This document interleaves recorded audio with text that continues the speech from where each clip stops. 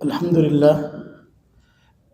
للہ وکفا والصلاة والسلام علی من لا نبی بعدہ اما بعد فاعوذ باللہ من الشیطان الرجیم بسم اللہ الرحمن الرحیم یاسین والقرآن الحکیم انک لمن المرسلین علی صراط مستقیم وقال اللہ تعالی وما آتاکم الرسول فخذوه وما نهاكم عنه فانتهوا واتقوا الله وقال الله تعالى وما أرسلناك إلا رحمة للعالمين اللهم صل على محمد وعلى آل محمد كما صليت على إبراهيم وعلى آل إبراهيم إنك حميد مجيد اللهم بارك على محمد وعلى آل محمد كما باركت على إبراهيم وعلى آل إبراهيم إنك حميد مجيد 3 روزہ محاضرات علمیہ رد الحاد کا آج دوسرا دن ہے اور چوتھی نشست ہے۔ مختلف پیرائے سے مختلف انداز سے الحاد کا رد چل رہا ہے۔ ہم نے اس سے پہلے الحاد کا پس منظر، الحاد کے وجود میں آنے کے اسباب، الحادی تحریکوں کا کچھ تفصیلی تحقیقی جائزہ اور اس کے ساتھ ملحدین کی طرف سے پیش کیے گئے 3 معاشی نظام جو کہ جاگیرداری نظام، سرمایہ دارانہ نظام اور اشتراکیت، اس پر تحقیقی محاضرات پیش کیے تھے۔ رب تعالیٰ کے وجود پر دلائل، قرآن کریم کی حقانیت پر دلائل بھی سامنے آئے تھے۔ ابھی ہم اس مجلس میں نبی کریم صلی اللہ علیہ وسلم کی ذات اقدس اور آپ کی نبوت و رسالت پر دلائل اور ضرورت نبوت، افضلیت نبوت، ختم نبوت، ان موضوعات پر بات کریں گے۔ پہلی چیز ہے ضرورت نبوت، نبی کی ضرورت کیوں ہے؟ اس طرح ہم نے بات کی تھی رب تعالیٰ کے وجود پر، اللہ پاک کے ذات اقدس پر دلائل۔ پھر ہم نے بات کی تھی مذہب کی ضرورت پر کہ انسان کو مذہب کی ضرورت کیوں ہے، اس پر متعدد دلائل پیش کیے تھے۔ جب اللہ تعالیٰ کا وجود ثابت ہوا، مذہب کا وجود ثابت ہوا کہ مذہب انسان کی ضرورتوں میں بنیادی ضرورت ہے، سوال ہے کہ یہ مذہب لے کے آئے گا کون؟ تو یہ مذہب ہمارے پاس انبیاء کے واسطے سے پہنچتا ہے۔ جب مذہب کی ضرورت سامنے آ گئی تو اس سے یہ بات ہمارے سامنے آ گئی اور عیاں ہو گئی کہ اس مذہب کو یقینی بات ہے کہ لے کے آنے والی شخصیات ہیں وہ انبیاء علیہ السلام کی جماعت ہے۔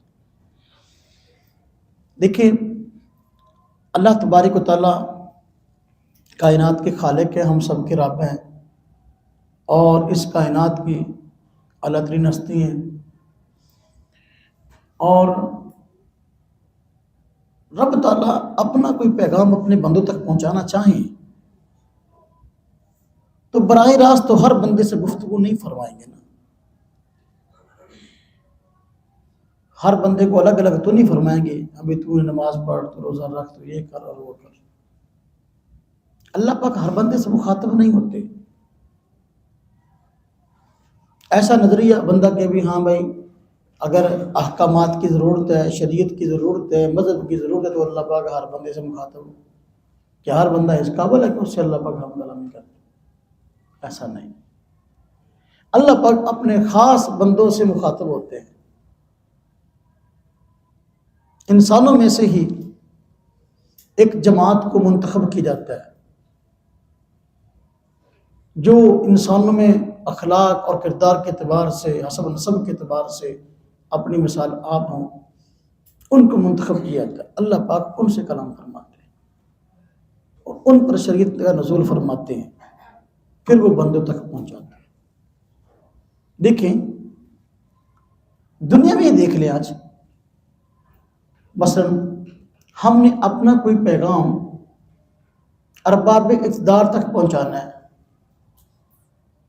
کسی بھی ملک کی عوام نے یا عوام پہ کسی فرد نے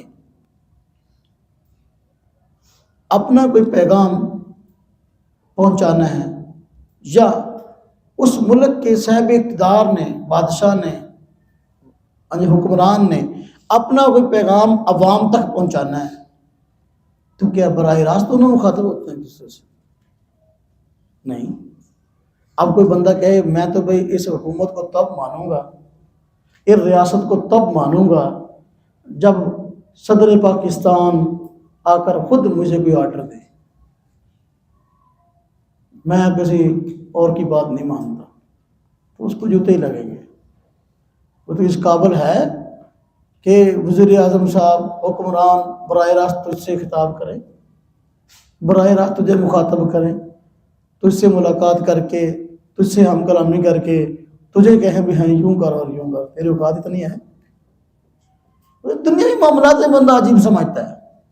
تو پھر یہ اعتراض کے بعد کسی بندے کے ذہن میں آ گیا کہ بھائی ہاں بھائی اللہ پاک اگر واقعی شریعت نظر کرنی ہے تو بندوں سے براہ راست ہر ایک سے خود مخاطب ہو، ہر ایک کی ایسی اوقات ہی نہیں ہے۔ مخصوص بندے ہوتے ہیں دنیا کے نظام میں بھی، جو بادشاہ کے نمائندے ہوتے ہیں، جو حکمران کے نمائندے ہوتے ہیں۔ حکمران اپنا پیغام نمائندوں کے واسطے سے پہنچاتے ہیں۔ رب تعالیٰ کی ذات اقدس اپنے احکامات ہم تک پہنچاتے ہیں، لیکن وہ بھی اپنے نمائندوں کے واسطے سے، اور وہ نمائندے انبیاء علیہ السلام۔ تو اس سے ضرورت نبوت سامنے آئی کہ نبی کی ضرورت ہے، رسول کی ضرورت ہے۔ نبی کی حیثیت کیا ہوتی ہے؟ نبی کی حیثیت وہ اللہ تبارک تعالیٰ کے نمائندہ کسی ہوتی ہے، بلکہ نمائندہ کی ہوتی ہے، یعنی جو نبی ہے وہ نمائندہ خدا ہوتا ہے، اللہ تبارک تعالیٰ کا نمائندہ ہوتا ہے۔ جو بات نبی کہتا ہے وہ اس کی اپنی بات نہیں ہوتی، بلکہ اللہ تبارک تعالیٰ کی طرف سے القاء ہوتی ہے، وہ آگے پہنچاتا ہے۔ اس لیے قرآن کریم میں اللہ پر فرمایا من یطع الرسول فقد اطاع اللہ، جس نے رسول کی اطاعت کی اس نے اللہ کی اطاعت کی۔ کیوں؟ رسول اپنی بات کرتا ہی نہیں، رسول کے سامنے اپنی خواہشات ہوتی نہیں، نہ اپنی بات بنانا مقصد ہوتی ہے، اللہ کا پیغام پہنچاتا ہے۔ اس لیے اللہ پاک نے قرآن کریم میں فرمایا نا والنجم اذا ہوا ما ضل صاحبکم وما غوا وما ينطق عن الهوى ان هو الا وحی یوحی۔ اس لیے ہم کہتے ہیں کہ قرآن بھی وحی ہے اور حدیث بھی وحی ہے۔ قرآن جس کے الفاظ بھی اللہ پاک کی طرف سے، معنی مفہوم بھی اللہ پاک کی طرف سے، حدیث جس کے الفاظ حضور کے ہیں لیکن معنی مفہوم یہ اللہ تعالیٰ کی طرف سے ہے۔ تو نبی کی حیثیت یہ کو نمائندہ خدا ہوتا ہے، اللہ تبارک تعالیٰ کا نمائندہ ہوتا ہے، اللہ پاک اس کے واسطے سے مخاطب ہوتے ہیں۔ اچھا یہ بات سمجھ آئی؟ تو جس دن سے انسانیت ہے اس کائنات میں آئی، اس دن سے ہی ہمیں مذہب کی، شریعت کی ضرورت تھی، اسی دن سے ہمیں کسی نبی کی ضرورت تھی۔ اللہ تبارک تعالیٰ نے اس لیے آدم علیہ السلام کو پیدا کیا اور آدم علیہ السلام کو ہی پہلا نبی بنا۔ نبی آتے رہے اور ان کی شریعت کا احکام پہنچانے کا ایک خاص دائرہ کار تھا۔ کوئی کسی قوم کا نبی تھا، کوئی کسی علاقے کا نبی تھا، کوئی کسی خطے کا نبی تھا، یعنی اس کی شریعت جو ہے وہ ان لوگوں کے لیے تھی اور دین پہنچانے والی ڈیوٹی ان کی ان لوگوں تک تھی۔ یہ سلسلہ چلتا رہا، یہ سلسلہ چلتا رہا۔ میں نے آپ کو ایک بڑی پوائنٹ کی بات اس دن بتائی تھی کہ کوئی بندہ آج آپ کو کہہ سکتا ہے، اعتراض کر سکتا ہے کہ باقی نبی اگر علاقوں کے، محلے کے نبی تھے، قوم کے نبی تھے، تو پھر حضور صرف عرب والوں کے لیے نبی کیوں نہیں؟ اور یہ بک بک جو ہے وہ اس بندے نے بھی کی تھی جس نے کچھ دیر پہلے نبوت کا دعویٰ کیا نیٹ پہ آ گیا، اس نے کہا تھا میں اسا قیامتوں میں، ہاں جی باہر بیٹھا ہے، اللہ اکبر، کہ محمد تو صرف عرب والوں کے نبی تھے۔ تو بھائی حضور نبی کریم صلی اللہ علیہ وسلم سے پہلے جو انبیاء آئے ان کی دعوت کا دائرہ کار اپنے اپنے علاقے، اپنے اپنے خطے اور اپنی اپنی قوم تھی، عالمی دعوت ان کی نہیں تھی۔ کیوں؟ اس لیے کہ عالمی سطح پر پیغام اور دعوت پہنچانے کے لیے اس وقت اسباب نہیں تھے، جبکہ حضور نبی کریم صلی اللہ علیہ وسلم کے دور میں آج دعوت کو پوری دنیا میں پہنچانے کے اسباب پیدا ہو گئے۔ اس لیے اللہ تبارک و تعالیٰ نے حضور نبی کریم صلی اللہ علیہ وسلم کی دعوت کو عام کیا، اور آپ پورے عالم کے نبی ہیں، آپ کی شریعت پورے عالم کے لیے، پورے جہان کے لیے۔ اس سے پہلے اسباب تھے ہی نہیں۔ آج بندہ دین کی بات کرتا ہے، الحمدللہ اللہ کا شکر ہے کہ ہم امت محمدیہ علیہ السلام کے فرد ہیں، تو ہم یہاں بیٹھے بات کر رہے ہیں، پوری دنیا میں بات سنی جا رہی ہے۔ اس سے پہلے اسباب کہاں تھے؟ اسے ہم کہتے ہیں عالمی نبی کے عالمی امتی ہیں۔ تو حضور پوری دنیا میں دین لے کر آئے، آپ کی دعوت کا دائرہ کار پوری دنیا تھی، اس لیے اللہ پاک نے آج حالات اسبابی پیدا کر دیے، پوری دنیا میں دین کی دعوت دینا آسان ہو گئی۔ تو یہ کہنا کہ بھئی پہلے نبی جو ہے وہ عالمی نہیں تھے، تو حضور نبی صلی اللہ علیہ وسلم عالمی کیوں ہیں؟ ہم اس کا یہ جواب دیتے ہیں اس لیے کہ آج پوری دنیا ایک بستی کی مانند ہو گئی ہے۔ آج پوری دنیا جو ہے وہ ایک محلے کی مانند ہو گئی ہے، ایک گھر کی مانند ہو گئی ہے۔ ہر بندہ آج اپنا پیغام پوری دنیا میں پہنچا سکتا ہے، ہر بندے کے پاس جیب میں موبائل موجود ہے، پیغام پہنچانا آسان ہو گیا۔ اس لیے حضور نبی کریم صلی اللہ علیہ وسلم کا دور جو ہے وہ آج عالمی بن گیا، اس لیے آپ عالمی۔ بات سمجھ میں آئی؟ اچھا، ضرورت نبوت سمجھ آئی؟ اس کے بعد کیا سمجھ میں آیا کہ اس دور میں ضرورت تھی عالمی نبوت کی، عالمی نبی کی، تو اس کی وجہ سمجھ آئی آگے۔ اچھا، اب افضلیت کی بات سمجھیں، افضلیت کی۔ حضور نبی کریم صلی اللہ علیہ وسلم، ہم سب کا یہ عقیدہ نظریہ ہے کہ تمام انبیاء کے سردار ہیں، تمام انبیاء سے افضل ہے۔ افضلیت نبوت یہ بھی، اس کی بھی ضرورت ہے۔ وہ کیوں؟ دیکھیں مثال سے سمجھاتا ہوں، اگر ذات باری تعالیٰ کے لیے کوئی مثال ہے نہیں، آپ کی فہم پہ قریب کرنے کے لیے بات کر سکتا ہوں۔ دنیا کے حکمران ہیں، ان کے نائب بہت سارے ہوتے ہیں، فلاں بھی نائب ہے، فلاں بھی نائب ہے، فلاں بھی نائب ہے، فلاں بھی وزیر ہے۔ وزیر کیا لے چلو آسان الفاظ سے، فلاں بھی وزیر ہے، فلاں بھی وزیر ہے، فلاں بھی وزیر ہے۔ تو وزراء میں کوئی ایک آدھ ایسا ضرور ہوتا ہے جو ان سب میں سب سے خاص ہوتا ہے، اور جس کی اہمیت، جس کی شخصیت جو ہے وہ بنسبت دوسروں کے اس کو زیادہ محبوب ہوتی ہے۔ تو اگر دنیا میں ایسا ہے کہ وزیر سارے ہیں لیکن یہ وزیر اعظم ہے، تو نبی سارے ہی اللہ تبارک و تعالیٰ کے نائب ہیں، اور نبی کریم صلی اللہ علیہ وسلم کے سردار ہیں۔ بات سمجھ آئی؟ افضلیت کہ نبی کریم صلی اللہ علیہ وسلم افضل کیوں ہے؟ اب اس سے یہ سوال آپ سے یہودی بھی کر سکتا ہے، یہ عیسائی بھی کر سکتا ہے، یہ مولد بھی کر سکتا ہے۔ کیا کسی اپنے نبی نے بتا چڑھا کے پیش کر دیو؟ جب کہ موسیٰ بھی نبی ہیں، موسیٰ علیہ السلام، عیسیٰ علیہ السلام بھی نبی ہیں، تو پھر وہ بھی نبی ہیں، تو پھر یہ افضل کیوں، وہ افضل کیوں نہیں ہے؟ ہاں جی، یہ چیز جس نبی کی شریعت جو ہے وہ عالمی ہے، جس کی دعوت عالمی ہے، جبکہ دوسروں کی دعوت عالمی نہیں تھی، تو اس بات کا تقاضا ہے کہ جس نبی کی دعوت عالمی ہے وہ دوسروں سے افضل ہو، اس کی کچھ خصوصیات ہوں۔ یہ وجہ ہے۔ سمجھ آ رہی بات کہ نبی کے افضل کیوں ہیں؟ قرآن کریم میں اللہ تعالیٰ نے فرمایا تلک الرسل فضلنا بعضهم علی بعض، کہ ان رسولوں میں سے کچھ کو ہم نے دوسروں پر فضیلت عطا کی ہے۔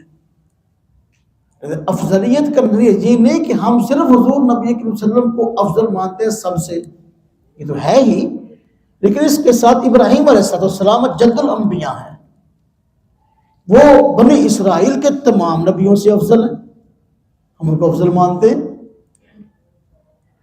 تو ایسی چیز نہیں کہ افضلیت صرف اور صرف ہم کہتے ہیں بھی نبی کریم صلی اللہ علیہ وسلم کے لیے ہے۔ آپ پوری تو بحث مجموعی اور اعتبار سے نا جزوی فضائل بعض نبیوں کے دوسروں سے موجود ہیں۔ اس پہ ایک اعتراض ذکر کرتا ہوں۔ میں کراچی میں تھا تو ایک ملک سے میری ملاقات ہوئی، میرا یہ شوق طالب علمی کا ہے، پنجابی کرو جب پنگے طالب علمی رہنے دو سکے۔ ایک جگہ پر گئے تو دوست مجھے لے کے وہاں پر ملحدین بیٹھے تھے، تو ایک نے جو ہے اعتراض کیا، مجھے کہنے لگا جی یہ جو نبیوں میں سے آپ صلی اللہ علیہ وسلم کے افضل ہونے کا عقیدہ ہے کیا یہ درست ہے؟ میں نے کہا آپ کا کیا خیال ہے؟ کہتا ہے یہ صحیح نہیں لگتا۔ میں نے کہا کیسے؟ دلیل دو، دلیل دو۔ کہتا ہے کہ دیکھو ایک کالج ہے، اس میں مختلف ٹیچر پڑھاتے ہیں، نبی کی مثال ٹیچر کسی ہے، تو اب وہاں تو ٹیچروں کی ڈیوٹیاں لگتی ہیں، تو سائنس پڑھا لے، تو میتھ پڑھا لے، تو انگلش پڑھا لے، تو اسلامیت پڑھا لے، تو معاشرت علوم پڑھا لے، تو اپنا مطالعہ پاکستان پڑھا لے، تو اب اس میں افضلیت والی بات کیا ہے؟ کوئی بندہ کہے ہاں جی یہ کتاب پڑھاتا ہے وہ افضل ہے، وہ اس طرح وہ افضل نہیں ہے۔ تو نبی تو تعلیم دینے کے لیے آئے ہیں، تو ٹیچر ہے، تو ٹیچر میں کیا افضلیت ہے؟ میں نے اسے کہا، میں نے کہا آپ نے مجھے اسکول کالج کی مثال دے رہے ہیں، اسکول کالج کی مثال دے رہے ہیں، فرنٹ سیٹ پہ بیٹھ کے سونا منع ہوتا ہے، اس کا اثر ڈرائیور میں پڑتا ہے۔ تو خیر اپنی بات سے نہ ہٹ جاؤں، اور بات سمجھا رہا تھا۔ میں نے کہا آپ نے مجھے اسکول کالج کی مثال دی کہ ہاں بھائی اسکول کالج کے اندر ٹیچر ہوتے ہیں، تو وہ جو ہے ان کی ڈیوٹیاں ہوتی ہیں، کوئی مضمون پر سبجیکٹ پڑھاتا ہے، کوئی پڑھاتا ہے، تو افضل کیا؟ میں نے کہا آپ مجھے بتائیں کہ اسکول کالج کے اندر کچھ سبجیکٹ ایسے ہوتے ہیں جو دوسرے ٹیچر نہیں پڑھا سکتے، ہوتے کہ نہیں ہوتے؟ کہتا ہوتے ہیں۔ میں کہا جو عام ٹیچر نہیں پڑھا سکتے، وہ ٹیچر جو وہ سبجیکٹ پڑھاتا ہے اس کا مقام مرتبہ ٹیچر سے اعلیٰ ہوتا ہے کہ نہیں ہوتا؟ اگر تو کہا نہیں ہوتا تو پھر مجھے بتاؤ اس کی تنخواہ زیادہ کیوں ہوتی ہے؟ کالج میں یونیورسٹی میں ایک ٹیچر ہے وہ 6 مضامین پڑھاتا ہے، اس کی تنخواہ ہے 80,000 روپیہ۔ ایک پروفیسر ہے وہ صرف ایک سبجیکٹ پڑھاتا ہے، 1 گھنٹے کا یا آدھے گھنٹے کا لیکچر دیتا ہے، اس کی تنخواہ 2 لاکھ ہے۔ اگر یہ کوئی افضلیت ہی نہیں ہے تو مجھے بتائیں میرے 2 لاکھ اس کو کس چیز کا ملتا ہے؟ معلوم ہوا کہ یہ جو آپ نے مثال دی ہے، اس مثال کو خود آپ سمجھ نہیں سکے، اور یہ خود دلیل تو میری ہے، آپ کی نہیں ہے۔ اگر آپ ٹھیک ہے، حضور نبی کریم صلی اللہ علیہ وسلم کا فرمان ہے کہ انما بعثت معلما، میں استاد بنا کے بھیجا گیا ہوں، لیکن آپ استاد اعظم ہیں۔ سمجھ آئی بات؟ میں نے کہا کہ اسی مثال سے کہ بعض ٹیچروں کا بعض سے افضل ہونا سمجھ میں آتا ہے، اس لیے ان کی تنخواہیں زیادہ ہیں۔ میں نے کہا چلو ہمیں جو پرنسپل ہوتا ہے اس کا مقام مرتبہ جو ہے وہ عام ٹیچر سے کم ہوتا ہے یا زیادہ ہوتا ہے؟ کہتا ہے زیادہ ہوتا ہے۔ میں کہ پھر اپنی مثال پہ غور کریں۔ سمجھ آئی بات؟ نظریہ افضلیت سمجھ میں آیا؟ اچھا اب نظریہ ختم نبوت سمجھے۔ دیکھیں میں باتیں کر رہا ہوں نا جی آپ کو لکھی ہوئی کہیں سے ملے گی، مل جاتی ہے، بہت مطالعہ کرنا پڑتا ہے، لیکن ٹو دی پوائنٹ آپ کو سمجھا دوں تو پھر وہ اس کے لیے ذرا وقت لگتا ہے۔ آپ سمجھیں، اب قادیانی سامنے آ جائے گا، بھائی سامنے آ جائے گا، منکر ختم نبوت سامنے آ جائے گا کہ اچھا اگر یہ بات ہے کہ معاشرے کو نبی کی ضرورت ہے، نبوت کی ضرورت ہے، تو پھر آپ یہ کیوں کہتے ہیں کہ حضور آخری نبی ہیں؟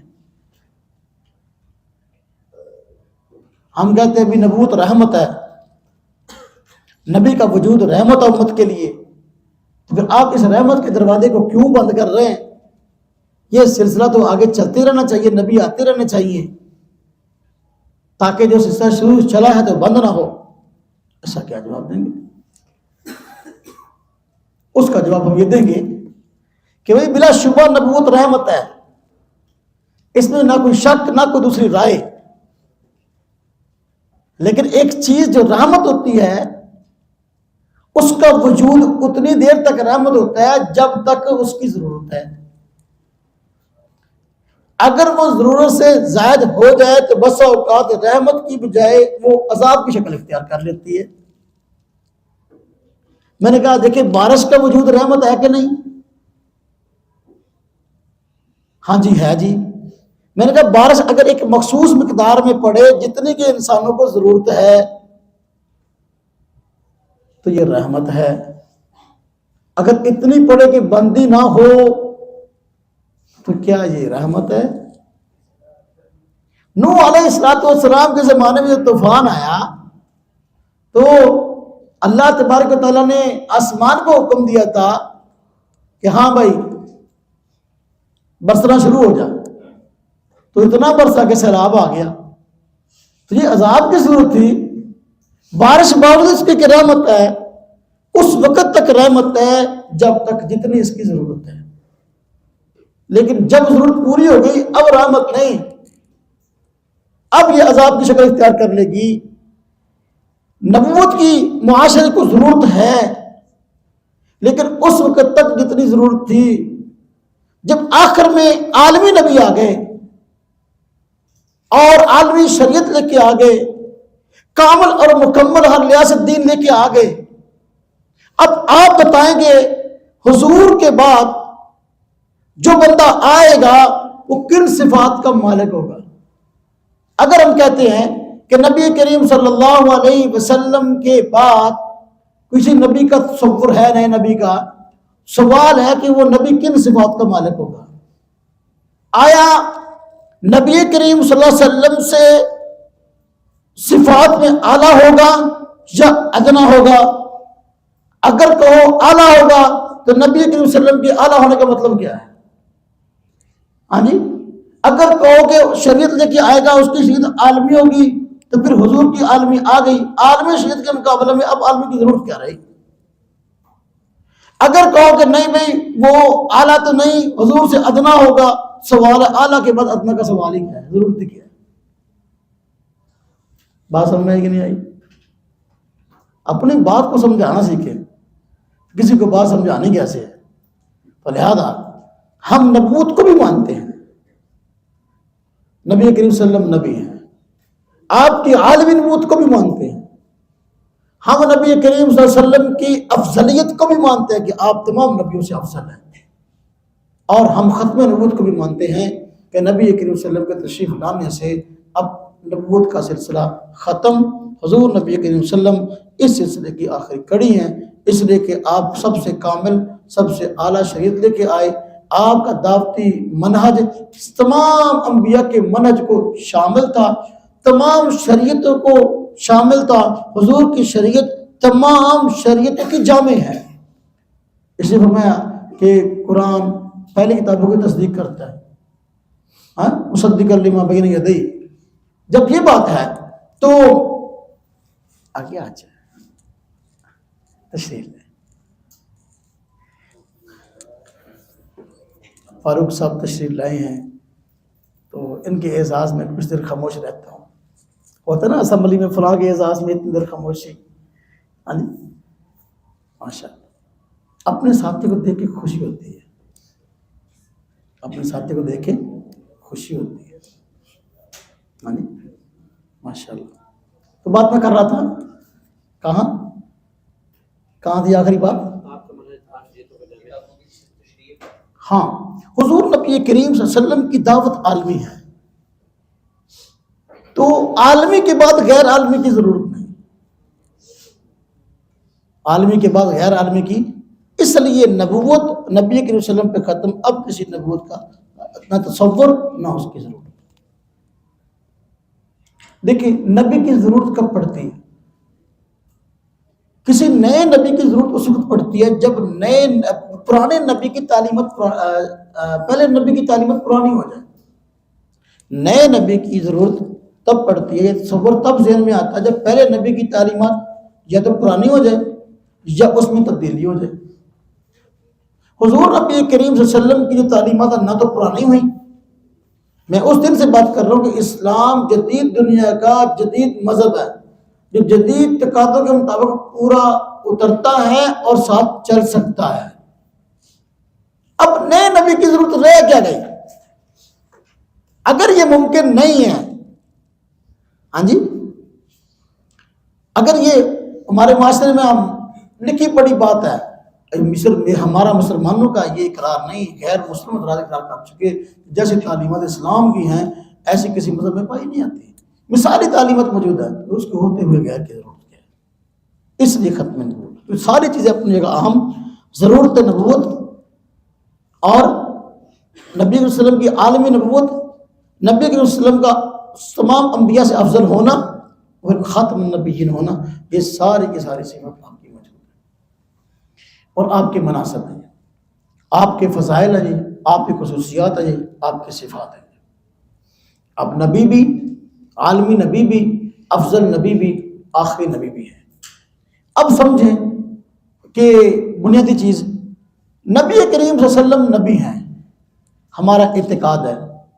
سوال ہے کہ مولد اس کو نہیں مانتا، وہ کہتا ہے میں اس کو نہیں مانتا کہ نبی کریم صلی اللہ علیہ وسلم جو ہے وہ نبی اور رسول ہے. ہم کس دلیل کی بنیاد پر اس کو منوا سکیں کہ نبی کریم صلی اللہ علیہ وسلم نبی ہیں؟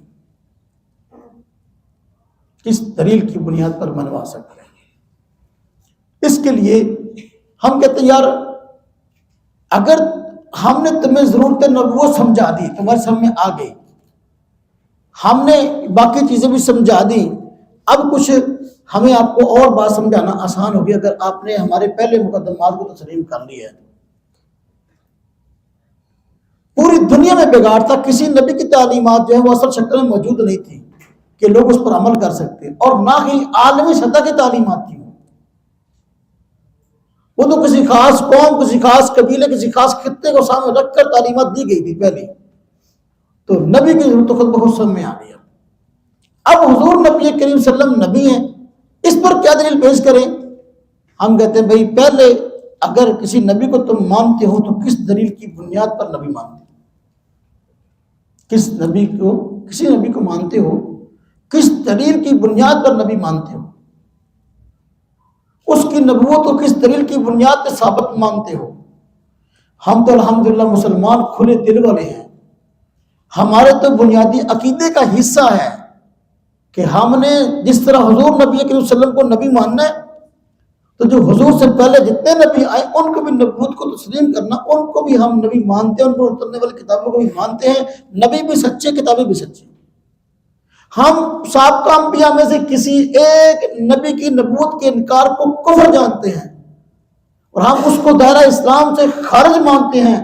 جو موسیٰ علیہ السلام کی نبوت کا منکر ہو، سیدنا عیسیٰ علیہ السلام کی نبوت کا منکر ہو، حضرت سلیمان، حضرت داؤد، کسی کی نبی کی نبوت کا منکر ہو، ہم تو اس کو دائرہ اسلام سے خارج مانتے ہیں. اس لیے سابقہ نبیوں کی نبوت جس طرز پہ ثابت ہے، جس دلیل سے ثابت ہے، انہی دلائل سے ہم حضور کی جو ہے نبوت ثابت کر دکھائیں گے. ہم کہتے ہیں دیکھو کسی نبی کا نبی ہونا ثابت کیسے ہوتا ہے؟ نمبر ایک چیز پہلی،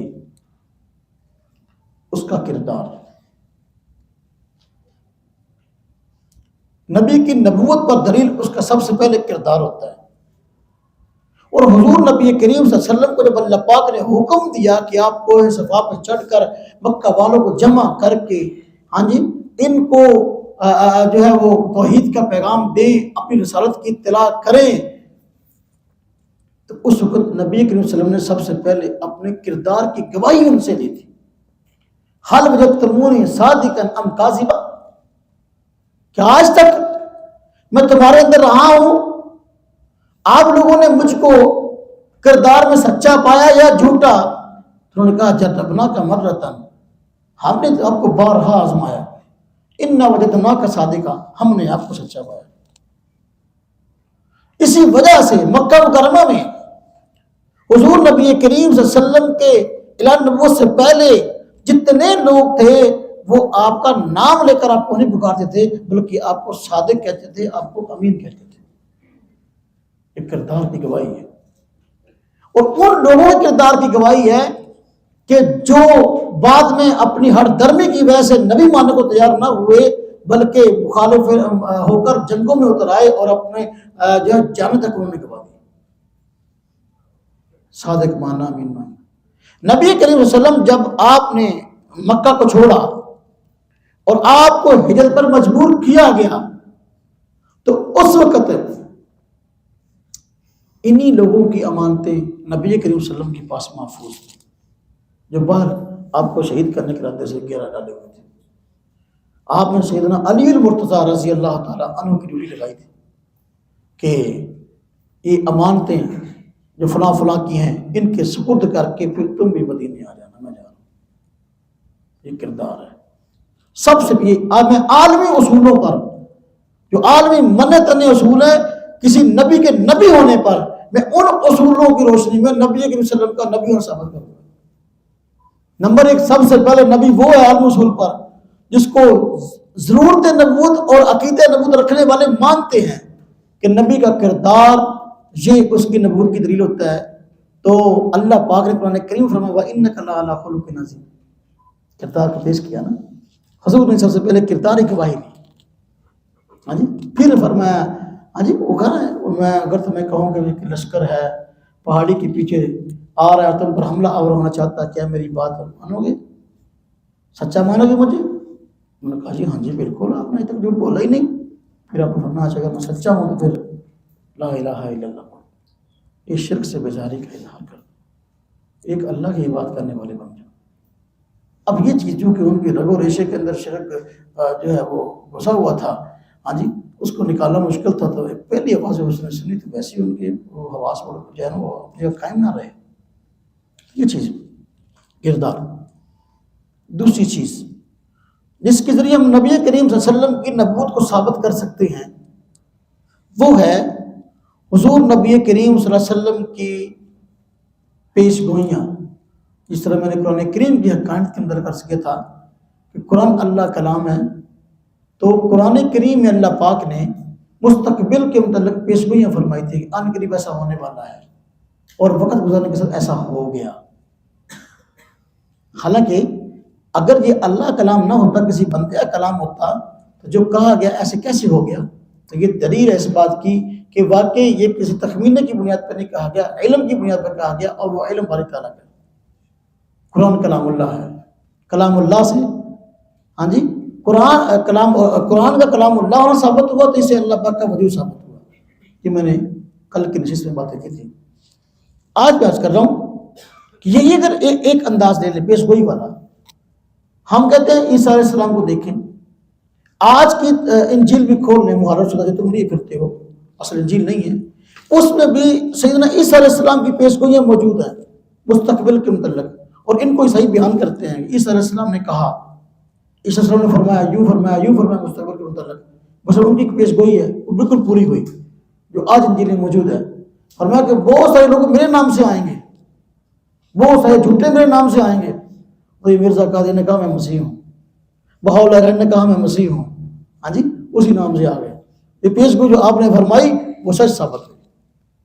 اب ان پیش گوئیوں کو اگر تم بیان کرتے ہو اور وہ سچ ثابت ہوئی، یہ سیدنا عیسیٰ علیہ السلام کے نبی ہونے کی دلیل ہے، تو پھر اگر ہم ان پیش گوئیوں کو بیان کریں جو حضور نبی کریم صلی اللہ علیہ وسلم نے مستقبل کے متعلق فرمائی تھی، اگر وہ پوری کی پوری سچ ثابت ہوئی، تو پھر یہ حضور کے نبی ہونے کی واقعی دلیل ہے، تمہیں ماننا پڑے گا۔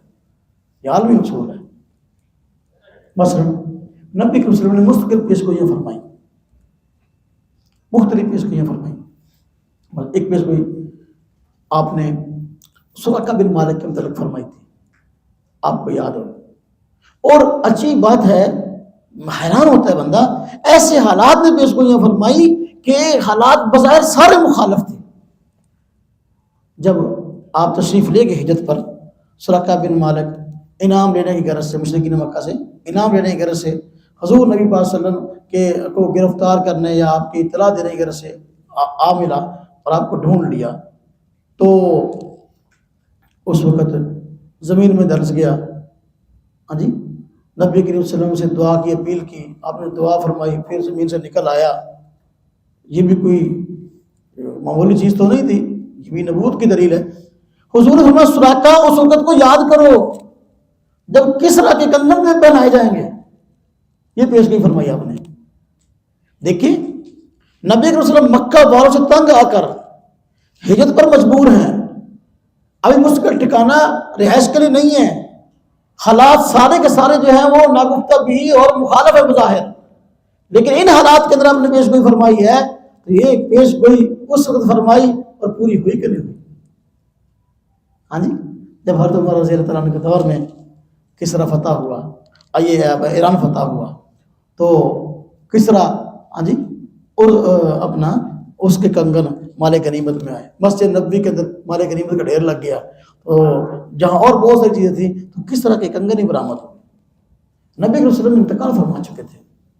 صحابہ کرام جب ان کنگنوں کو دیکھا اور تحقیق میں معلوم ہوا کہ یہ اس کی کس طرح کے کنگن ہیں، تو پھر صحابہ کرام نے حضرت سراقہ کو ڈھونڈنا شروع کیا. سراقہ کہاں ہے؟ تو سراقہ لائے گئے، بوڑھے ہو گئے تھے. ہاں جی، تو اب یہ آنکھوں کے جو ہے نا یہ پلکیں بھی اپنا آنکھ کے اوپر گر پڑی تھی بڑھاپے کی وجہ سے. تو وہ کنگن حضرت سراقہ کو پہنائے گئے. ہاں جی، حضور کی بات پوری کرنے کے لیے کہ آپ فرمایا سراقہ تو یاد کر اس بات کو، اس وقت کو جب کسی کے پیٹ پہنائے جائیں. یہ چیز ہے اسلام کی بنیاد کسی ریت پر نہیں جو آج دھکا دے اور گرا کے چلا جائے. حالانکہ اس وقت سراقہ مسلمان بھی نہیں تھی، وہ تو جو ہے وہ انعام لینے کی غرض سے حضور کو گرفتار کرنے کے لیے آئے تھے. بعد میں اللہ پاک نے ایمان کی توفیق دی. تو اس کے اندر گویا کہ جہاں وہ پیش گوئی تھی کنگن پہنائے جائیں گے، ان کے ایمان لینے کی پیش گوئی بھی تھی. یہی تو چیز ہے نا. اب دیکھیے نبی کریم صلی اللہ علیہ وسلم نے پیش گوئی فرمائی. جب غزوہ خندق کے موقع پر خندق کھود رہے تھے، میں نے شاید اشارہ کیا تھا ایک دن کہ نہیں کیا، کہ ایک چٹان ایسی تھی جو خندق میں ٹوٹ نہیں رہی تھی. مختلف صحابہ کرام نے زور آزمائی کی لیکن ٹوٹی نہیں. نبی کریم صلی اللہ علیہ وسلم کے پاس آئے اور عرض کیا یا رسول اللہ صلی اللہ علیہ وسلم ایک چٹان ہے جو نہیں ٹوٹ رہی، اس کی وجہ سے آگے خندق کھودنے میں رکاوٹ ہے. تو فرمایا مجھے دکھاؤ کہاں ہے. تو آپ نے کدال پکڑی اور ماری اس کو تو پاش پاش ہو گئی. تو اس سے چنگاریاں نکلیں. ہاں جی، اپنا جیسے چٹان سے. تو آپ نے فرمایا اسے چنگاریاں نکلی، میں نے کس طرح کے محلات دیکھے اور آپ نے پیش گوئی فرما دی کہ ان قریب یہ کیسر تم فتح کرو گے، جو کہ اس وقت کی بڑی طاقتیں تھیں، ریاستیں تھیں عالمی. اب جب آپ نے یہ پیش گوئی فرمائی، منافقین کو اس کا پتہ چلا تو منافقین نے وہاں مذاق اڑایا. کہا دیکھو ان کی مسلمانوں کی حالت، اپنی جان بچانے کے لیے خندقیں کھود رہے ہیں اور خواب دیکھ رہے ہیں کیسر و کسریٰ کو فتح کرنے. تو وقت آیا جب کیسر و کسریٰ دونوں فتح ہو گئے. ہاں جی، یہ پیش گوئی ہے.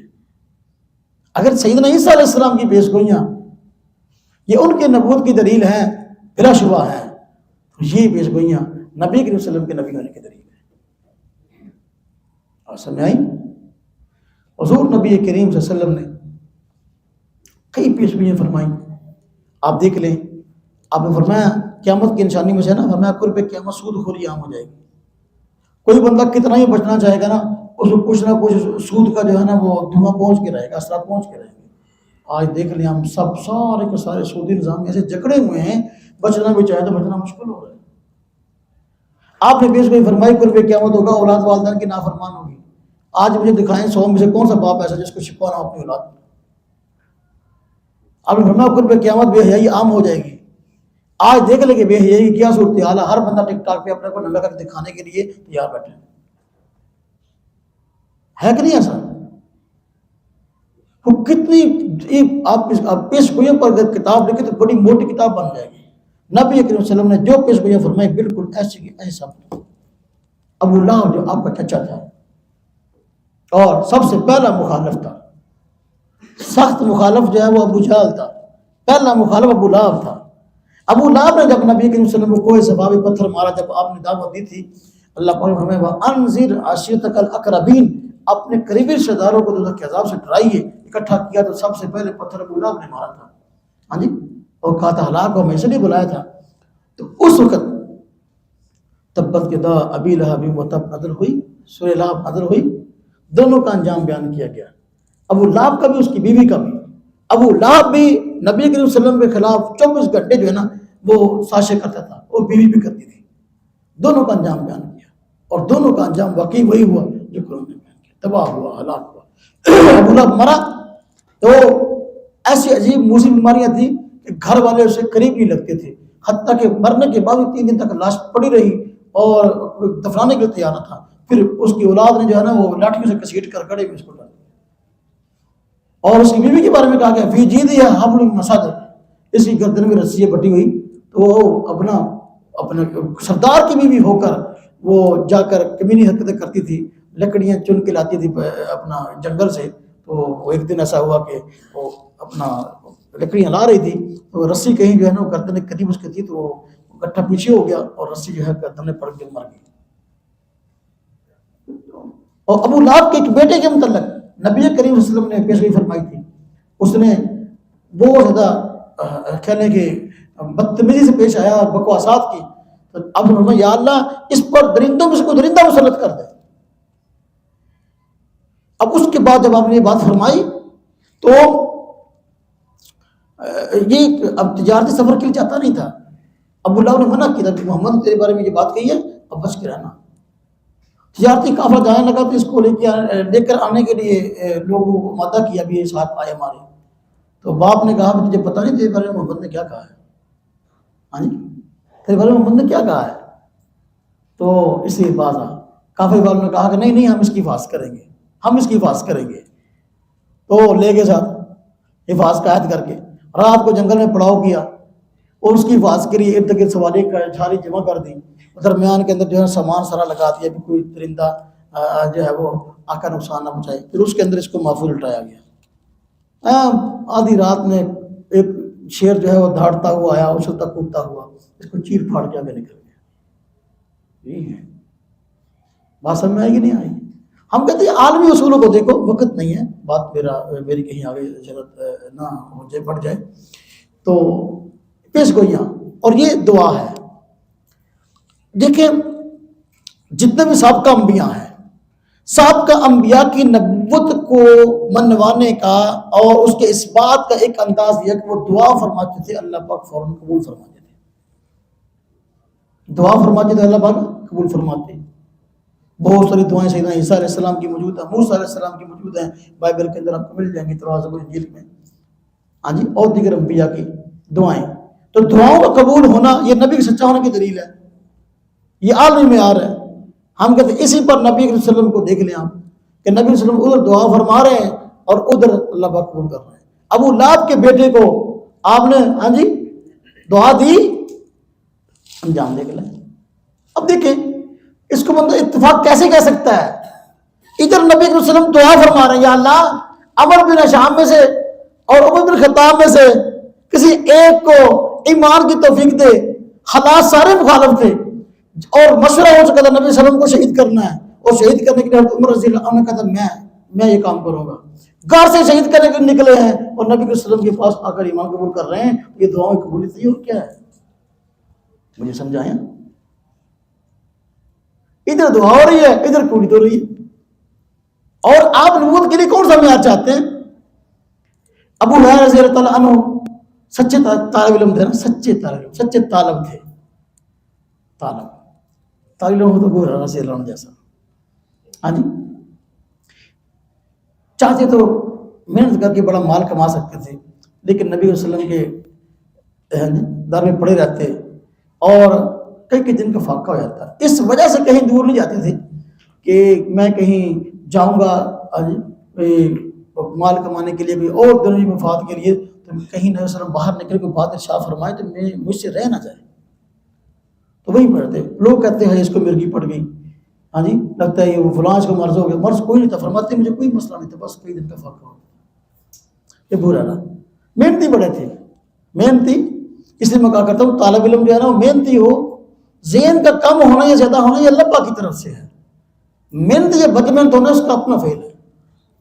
ابو ہریرہ رضی اللہ عنہ طالب تھے، یاد نہیں ہوتا تھا جلدی سبق، حدیث یاد کرنے کا شوق یاد نہیں ہوتا تھا. نبی کریم صلی اللہ علیہ وسلم کے پاس آئے اور آ کر عرض کیا رسول اللہ صلی اللہ علیہ وسلم میں یاد کرتا ہوں، بڑی محنت کرتا ہوں، میں چاہتا ہوں آپ کی باتوں کو محفوظ کروں، مجھے یاد نہیں ہوتی، حافظہ میرا کمزور ہے. تو حضور نے فرمایا وہ چادر بچھا. ہاں جی، چادر بچھائی تو آپ نے اس طرح لپ لے کر اس طرح چادر ڈالا اور فرمایا اس کو سینے سے لگا لے. دعا فرمایا یا اللہ ابو ہریرہ کا حافظہ تیز کر دے. وہ فرماتے اس دن کے بعد سے مجھے کوئی بات بھول ہی نہیں، جو حضور فرماتے میں یاد کر لوں. آج حدیث کی کوئی کتاب کھول کے دیکھ لے، میرے خیال میں جو ہے نا کوئی جو میں باپ کی بات تو شاید نہ کر سکوں، لیکن کوئی کتاب آپ دیکھ لیں، کتاب و طہارت ہو یا کتاب و صلاۃ ہو، صوم ہو، زکوٰۃ ہو، بیوع ہو یا ادا ہو یا قضاء کے متعلق ہو یا دعوت کے متعلق ہو یا شرکت اور مزارعت بھی ہو، آپ کوئی بھی کھول کے دیکھیں نا، ابو ہریرہ رضی اللہ عنہ ہر دوسرے صفحے پر جو ہے حدیث بیان کرتے ہیں. سب سے زیادہ حدیثیں بیان کرنے والے ابو ہریرہ رضی اللہ تعالیٰ عنہ ہیں، حالانکہ یہ وہ ہیں جو بہت بعد میں مسلمان ہوئے تھے. دعا فرمائی قبول ہو گئی.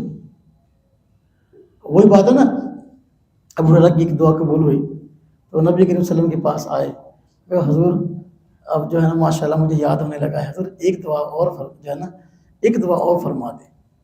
بندہ لالچی ہے نا، جب اس کو ایک فائدہ پہنچ جائے گا دوسرا بھی ہونا چاہیے. حضور ایک دعا اور کہ میری امی نے تھوڑی بہت مخالف ہے، دعا کرو اللہ میاں انہوں ہدایت دے دے. آپ نے ہاتھ اٹھائے دعا کی، یا باری تعالیٰ ابو ہریرہ کی والدہ کو ایمان کی دعوت عطا فرما. ابو ہریرہ کہتے جب حضور نے دعا فرمائی نا تو میں فوراً بعد گھر بھاگا. میں کہا دیکھتا ہوں پہلے گھر کے اندر میں پہنچتا ہوں یہ دعا پہنچتی ہے. ہاں جی، گئے دروازے پر دستک دی تو کسی کے نہانے کی یعنی آواز آ رہی تھی، اس طرح پتہ کوئی نہاتا پانی گرتا ہے نا، تو پانی گرنے کی آواز آ رہی تھی. آپ نے دروازہ کھٹایا تو اما نے کہا کہ ٹھہرو غسل کر رہی ہوں. ہاں جی، تو تھوڑی دیر بعد دروازہ کھولا. ہاں جی، اشہد ان لا الہ الا اللہ واشہد ان محمد رسول اللہ. اب یہ کیا ہے؟ یہ کوئی جادو ہے؟ ہاں جی، یہ کیا ہے؟ یہ نبوت ہے. اللہ پاک نبی کے دعاؤں کو قبول فرماتے ہیں. اگر یہ عالمی معیار ہے کہ باقی نبیوں کی دعائیں فوراً قبول ہوئیں، ان کے نبی ہونے کی دلیل ہے، تو نبی کریم صلی اللہ علیہ وسلم کی دعائیں قبول ہوئیں تو یہ حضور کے نبی ہونے کی دلیل ہے. تیسری ایک اور دعا بھی ہے. ابو ہریرہ رضی اللہ تعالیٰ عنہ نے فرمایا پھر آ گیا حضور ایک دعا اور کر دو. امی نال ہی آئے، امی نال لے کے آئے، حضور ایک دعا اور کر دو. میں ان کی یہ دعا کرنی ہے. میں کہ آپ یہ دعا کر دیں اللہ پاک لوگوں کے دلوں میں ہماری محبت ڈال دیں، عقیدت ڈال دیں، لیکن لوگ سارنا عقیدت رکھن. میں ٹھیک ہے دعا فرما دے. اس تو بعد نا جی لوگ بڑی دوروں دوروں ہونے سے میرا نام پوچھ کے مینوں ملنے واسطے ابو ہریرہ صاحب کتنے ہیں یا اماں جی کتنے ہیں، ان کو دعا کرانی ہے. ہاں جی، تو یہ دعائیں ہیں. تو سینکڑوں روایات ہیں، میں تو صرف خوشبو سنگا رہا ہوں آپ کو نا، خوشبو سنگا رہا ہوں، بتا رہا ہوں یہ بھی انداز ہے اس بات نبوت کا، یہ بھی انداز ہے، یہ بھی انداز. اگلا انداز آ جائے. ہمارے پاس کوئی ایک دلیل نہیں ہے، دلائل کے انبار ہیں. انبار میں وقت کا مجھے کو ٹائم ہو گیا، لیکن میرے حالت دلائل جڑے بیچارے انداز رہے پہ ہیں. اچھا ایک اور انداز، نبی کی نبوت کو ثابت کرنے کا ایک انداز ہے کہ اس نبی کی معجزات. اگر معجزہ کے بارے میں یہ بات طے ہے کہ معجزہ دلیل نبوت ہوتے ہیں، معجزہ دلیل نبوت ہوتا ہے. جیسا نبی ایسے معجزات. حضور نبی کریم صلی اللہ علیہ وسلم عالمی نبی ہیں. اللہ پاک نے آپ کو معجزات وہ عطا فرمایا جو عالمی سطح کے تھے، آپ کی شان شان. اس طرح کے میں کہا کرتا ہوں موسیٰ علیہ السلام ہے نا، ان کو اللہ پاک نے پانی کے ذریعے بہت معجزات عطا فرمائے. ان کی زندگی میں حالات کے بدلنے میں، اتار چڑھاؤ میں پانی کو بڑا دخل ہے.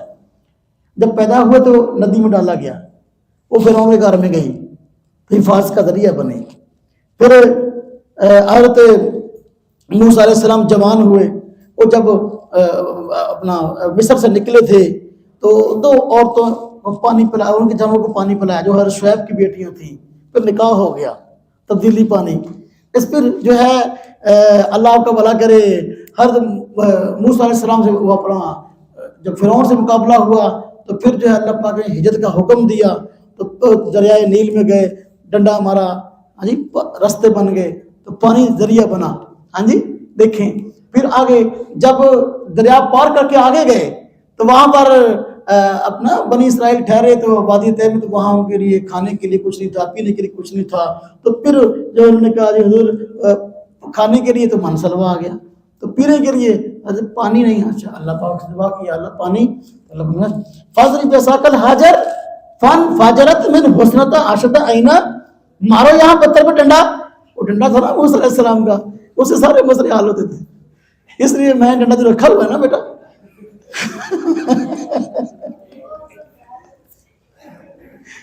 تو اس سے پریشان نہ ہوا کرے, مسائل کے حل کے لیے 12 چشمے نکل پڑے. کتنے چشمے؟ 12 چشمے. تو یہ موسیٰ علیہ السلام کی زندگی جو ہے نا اس میں یعنی آپ عجائبات دیکھنے تو پانی کے ذریعے آپ کو سمجھ. اب دیکھیں حضور نبی صلی اللہ علیہ وسلم کا معجزہ دیکھیں آپ. ٹھیک ہے یہ سب معجزات ہیں, میں مانتا ہوں اپنی اپنی جگہ پر, اور یہ ہمارے ایمان کا حصہ ہے, اس میں دوسری رائے نہیں ہے. اب دیکھیں نبی صلی اللہ علیہ وسلم کا معجزہ. ہاں جی آپ دیکھیں معجزہ, پتھر سے پانی نکلنا یہ عجائبات میں شامل ہے. لیکن آپ دیکھتے ہیں پہاڑی علاقوں میں بس اوقات چشمے پانی کے نکل آتے ہیں نا, ہے کہ نہیں ایسا؟ کسی آنکھ نے آج تک دیکھا کبھی انگلیوں سے بھی پانی کے چشمے نکلے ہو؟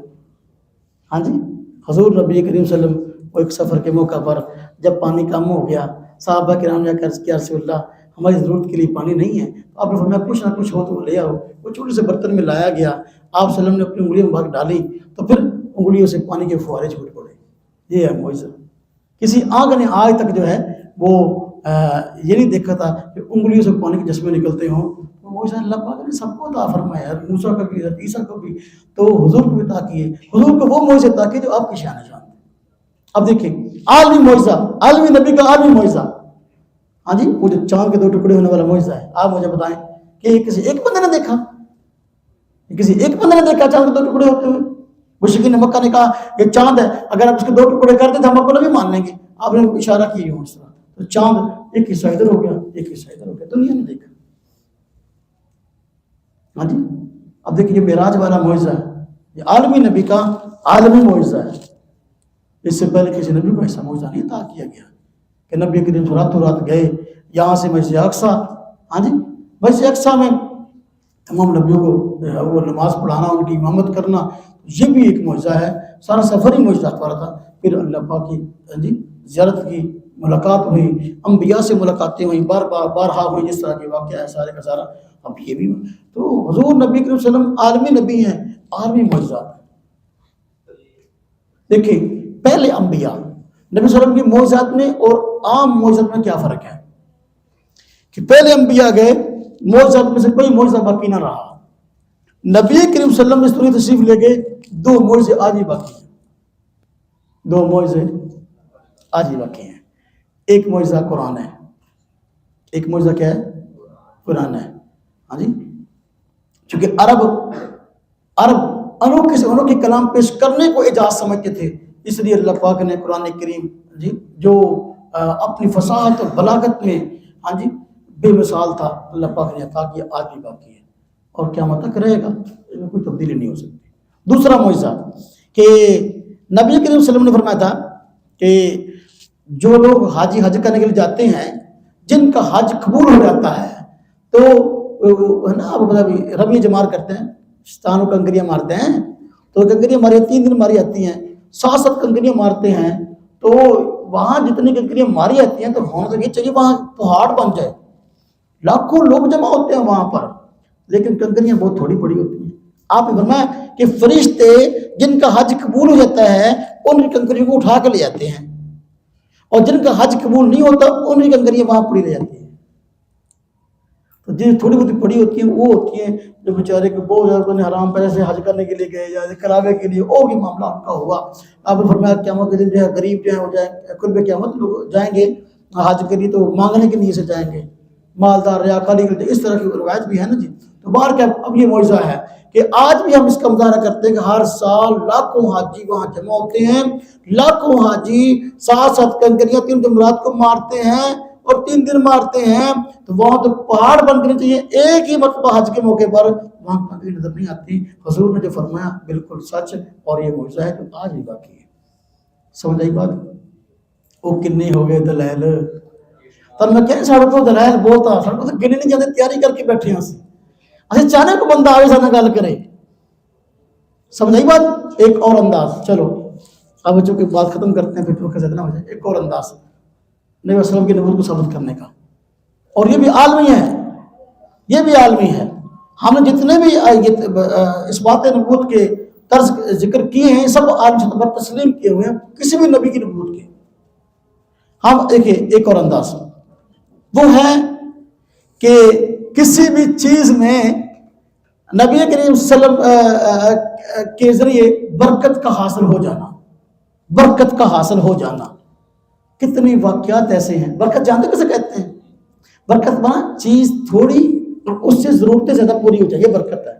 بے برکتی کا مطلب ہے کہ چیز زیادہ ہے لیکن اس کے بعد اس سے ضرورتیں پوری نہیں ہو رہی. تو برکت چیز تھوڑی اور زیادہ لوگوں پوری آ گئی، یہ برکت ہے. یہ بھی دلیل نبوت ہے.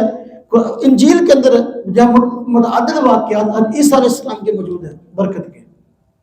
تو میں پھر کہتا ہوں نبی صلی اللہ علیہ وسلم کے واقعہ سن لو.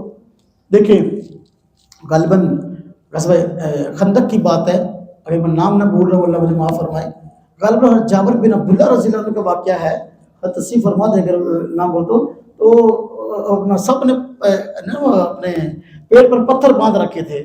تو صحابہ کرام آئے نبی صلی اللہ علیہ وسلم کے پاس اور جو ہے نا وہ پیٹ نہ کر کے پتھر دکھائے، حضور بھوک بڑی ہے، فاقہ ہے، تو سارا دینے کے لیے پتھر باندھ رکھے. تو نبی پاک صلی اللہ علیہ وسلم نے اپنا پیٹ پر دکھایا تو اس میں 2 پتھر بندے ہوئے تھے.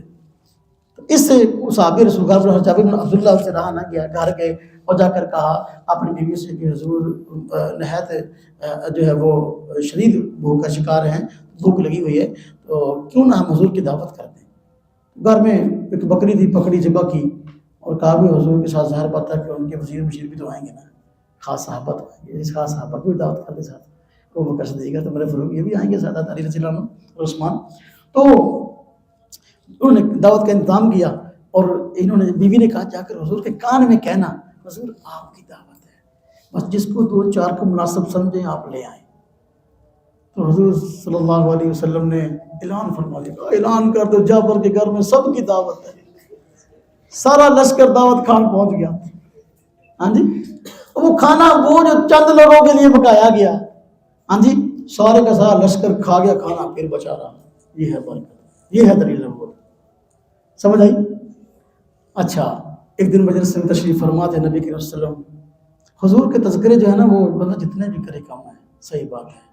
وہ تو ہماری مجبوری ہے کہ ہمیں وہ جو ہے نا وہ گند بیان کرنا پڑتا ہے کہ فلاں بولے تو یوں کہا فلاں نے یوں کہا. تو ہم کہتے ہیں ہمارے پاس تو دلائل بہت سارے ہیں، ایک پہلو کو جو ہم بیان کرتے ہیں تو اپنی بات کے ثابت کرنے کے بڑے انداز ہیں. میں نے مستقل سیرت النبی پر جمعے شروع کیے، میرے 14 جمعے ہو گئے ہیں. تو میرا ارادہ ہے کہ ایک لمبا سلسلہ سیرت النبی پر آ جائے، نیٹ پر نا لمبا سلسلہ شروع کیا ہوا ہے، 14 بیان ریکارڈ ہو گئے ہیں، انشاءاللہ چلے گا سلسلہ یہ. تو رمضان میں بھی انشاءاللہ یہی ترتیب میں چلاؤں گا انشاءاللہ. بھی تو میرا سفر ہے امریکہ جمعرات کا انشاءاللہ، تو پھر انشاءاللہ پھر آگے وہی سلسلہ شروع کروں گا. تو بات عرض کر رہا تھا برکت کی بات. نبی کریم صلی اللہ علیہ وسلم کی مجلس میں صحابہ کرام بیٹھے ہوئے ہیں، ہاں جی. تو حضرت انس رضی اللہ عنہ کا غالباً واقعہ ہے کہ وہ فرماتے ہیں کہ راوی وہی ہیں کہ ایک پر جب تشریف فرماتے اس طرح تو مجھے بھوک بہت لگی ہوئی تھی. اچانک ایک دودھ کا پیالہ ایک صحابی لے کر آیا بطور ہدیہ کہ حضور آپ کے لیے. نبی کریم صلی اللہ علیہ وسلم نے حضرت انس کو فرمایا کہ سب کو پلاؤ. خود فرماتے ہیں مجھے بڑی بھوک لگی تھی، میری چاہتی حضور مجھے سب سے پہلے کہ تم پی لگتے موقع ہو جاتے. تو حضور نے فرمایا سب کو پلاؤ. میں نے کہا اچھا دیکھتے ہیں کیا بنتا ہے. تو سب کو پلانا شروع کیا، سب نے پی لیا، دودھ پھر بچ گیا. آپ نے فرمایا انس تم پیو، انس تم پیو. کہتے میں نے پھر ذرا خوب پیا، پھر بھی بچ گیا. میں کہا حضور بچ گیا، میں اور پیو اور پیو. خوب پھر پیا، پھر میں نے پیا، پھر میں نے پھر بچ گیا. اور میں اور بھی ہو گیا، تیسری مرتبہ پھر میں نے زور لگایا، پھر آپ نے اور میں رب یا نہیں جاتا، اسے کہتے ہیں برکت۔ سمجھ آئی؟ ٹائم ہو گیا نماز کا۔ تو یہ مختلف انداز ہیں نبی کریم صلی اللہ علیہ وسلم کی نبوت کے اس بات کے۔ تذکرہ ایسا خوشبودار ہے کہ جی چاہتا ہے کہ بولتے چلے جائیں گھنٹوں کے گھنٹے۔ الحمدللہ ہم تیاری کر کے بیٹھے ہیں، ہم رٹا لگا کے نہیں بیٹھے۔ الحمدللہ اگر ہم اسلام پہ قائم ہیں، اگر ہم مسلمان ہیں تو الحمدللہ بصیرت کی بنیاد پر ہیں۔ کوئی جی رٹی رٹائی باتیں یا اندھی تقلید ہے، یہ اس کا نتیجہ نہیں ہے۔ اللہ تبارک و تعالیٰ ہم سب کو نبی کریم صلی اللہ علیہ وسلم اسلام کے مقدس دامن سے ہمیشہ وابستہ رہنے کی توفیق عطا فرمائے۔ وآخر دعوانا الحمدللہ۔